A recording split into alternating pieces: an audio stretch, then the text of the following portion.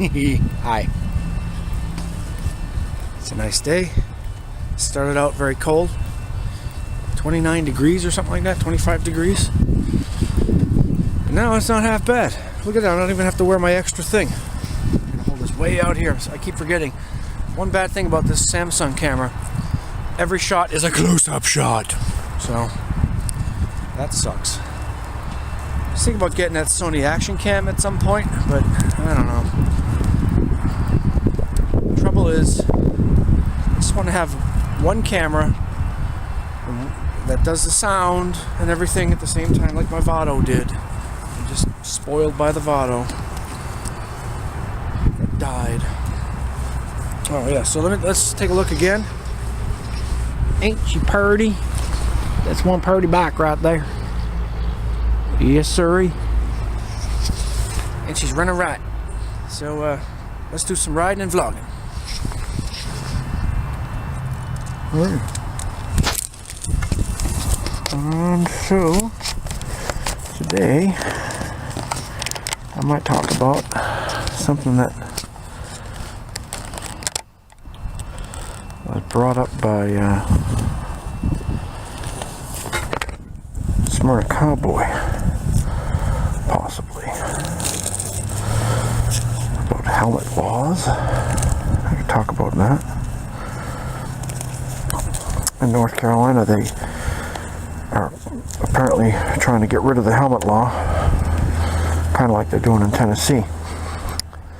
Because in North Carolina right now, we have Republicans in the legislative and executive branches of government, and so smaller government kind of ideas are coming out, some of which I think are really good.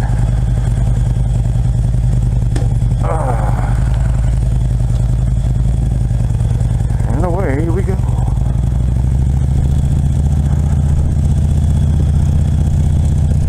It's a nice day today. It's a very nice day. I have no complaints at all.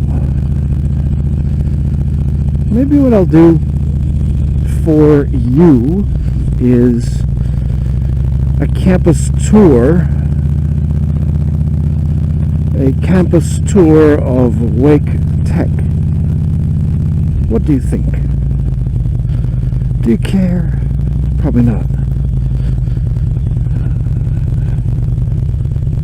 My brother, Mark, will probably remember this area over here because this is where he rode this bike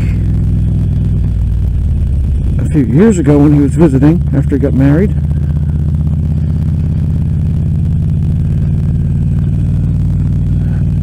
That's the library that was on fire, sort of, on fire. Fire! Oh my God!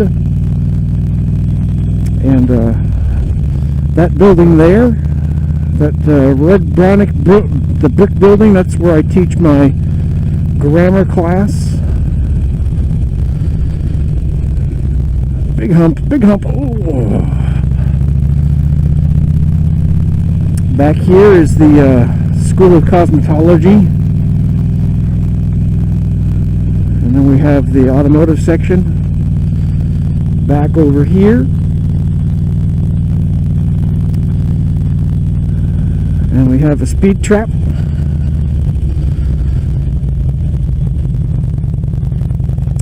and that is the physical education building. Not bad, right? And that's Wake Tech, main campus. There are, I think, 6 campuses now, 6 or 7 campuses, so it's a pretty huge system. 66,000 students, I think, this semester total. That's bigger than a lot of universities, I would imagine. Or as big as some universities, wouldn't you think? This is the back way out of Wake Tech. Look at those old tractors, aren't they nice? Well, see right here, this whole area right here? This is all going to be highway soon. That's right. They're going to build an access highway. They're going to complete a circle called Highway 540. That'll allow faster access via express road to the airport and to Durham. And it'll bring a lot of businesses in here. Property values hopefully will go up because more people will want to live in this area. Right now, people in Raleigh think of this area as the boonies. They look down their noses at it. Oh, you live in the boonies. Why would I want to go there? So, it'd be nice if we got that little bit, you know? Unfog my visor a little bit here. Yeah, so,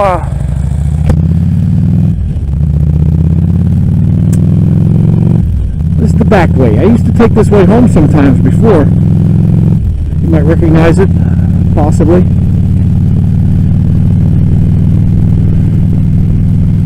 Beautiful day, beautiful day. I don't even think I zipped up my jacket all the way. I didn't. And I'm not cold. Well, I do have a windshield, so that kind of does things as well. The windshield will help. Heading home, heading home, heading home. Nothing exciting on this journey, just my opinionating. So here's my view on the helmet issue. I don't think that government should be telling you to protect yourself. And I have a specific reason for this. The logic of the argument, if taken to its full extent, to its logical conclusion, would mean a kind of a tyranny. And I think that's obviously bad.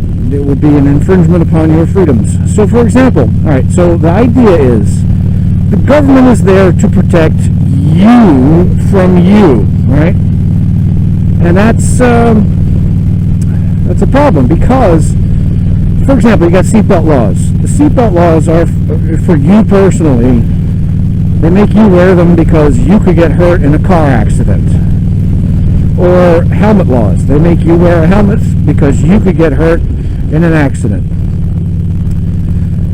I can understand requiring you to put seatbelts and helmets on your kids to protect your kids, or to require that you not smoke in a restaurant or in a bar. I can understand that because your smoke could possibly hurt other people, and I know that's kind of sketchy evidence, but anyway.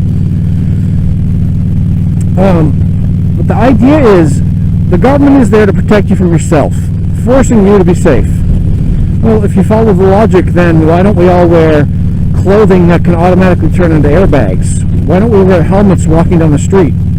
Why don't we have special gear to put on, or special equipment to have at your house on your staircase in case you fall down your stairs? Have a little net to catch you that pops out. And then that might say, you might say, well, that might not be a bad idea. Why don't we have clothing that turns into airbags? You wouldn't even need a helmet anymore. You could just put on a hat. And then if you fall, it'll just turn into an airbag for you. Okay.